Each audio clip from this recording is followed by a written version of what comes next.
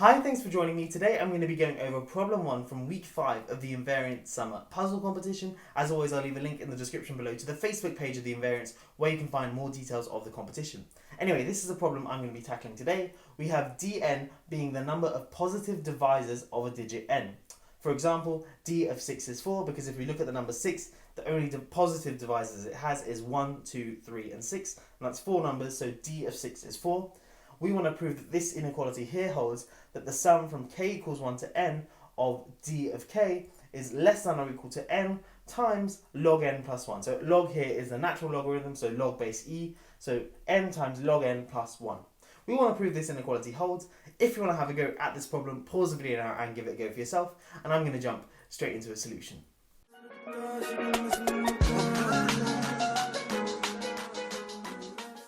Okay, so the first thing I'm going to do is state and prove a quick lemma, and that is that 1 plus a half plus a third plus so on all the way up to 1 over n is less than or equal to 1 plus log n.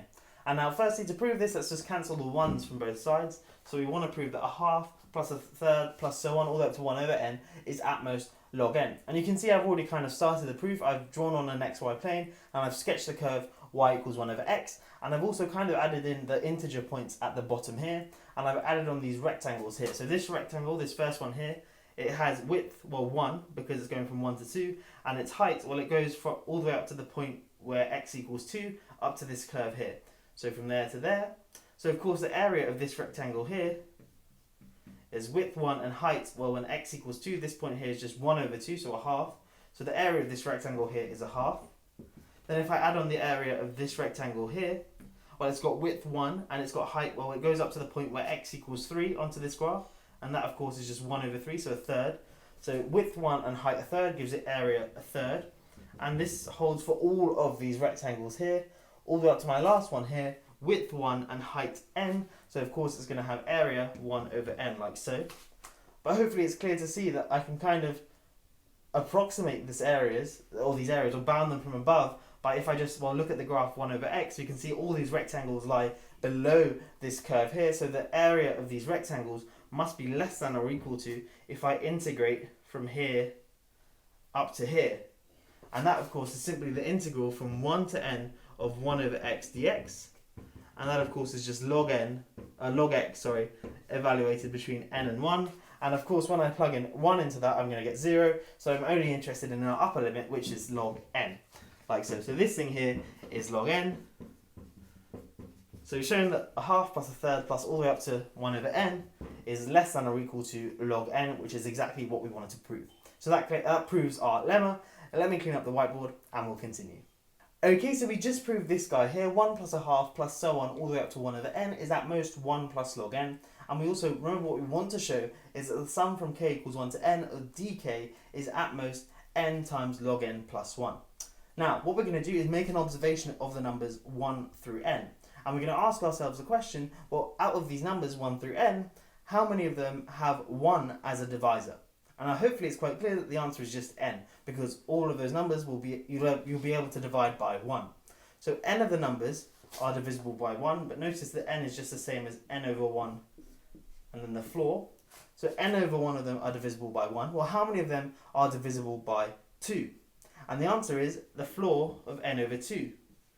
Because of course 2 will be divisible by 2, 4 will be divisible by 2, and so on. And then depending on whether n is odd or even, either the final one will either be n, which is divisible by 2, or n minus 1, which is divisible by 2. So the number of numbers which are divisible by 2 is simply the floor of n over 2. Similarly, the number of numbers which are divisible by 3 is the floor of n over 3, and so on, all the way up to the floor of n over n for the number of those numbers which is divisible by n. But notice that this guy here is simply a rearrangement of this sum here, because to compute this sum here, we're going from k equals 1 to n, and then we're adding up the number of divisors of those. But that's essentially asking us the question we could think of for each of these k's here, asking, well, does 1 divide it, does 2 divide it, does 3 divide it, all the way up to n. So if essentially this guy here is the same thing as this guy here, so this thing here is the same as this thing here, but this thing here very clearly we can bound from above by if we just get rid of these floor signs, because of course the floor of any number, the floor of x is going to be less than or equal to x, so this thing here is going to be less than or equal to n over 1, plus n over 2 plus so on all the way up to n over n. But of course, if I factor out the n from the numerator, this is just n times 1 over 1 plus 1 over 2 plus so on all the way up to 1 over n.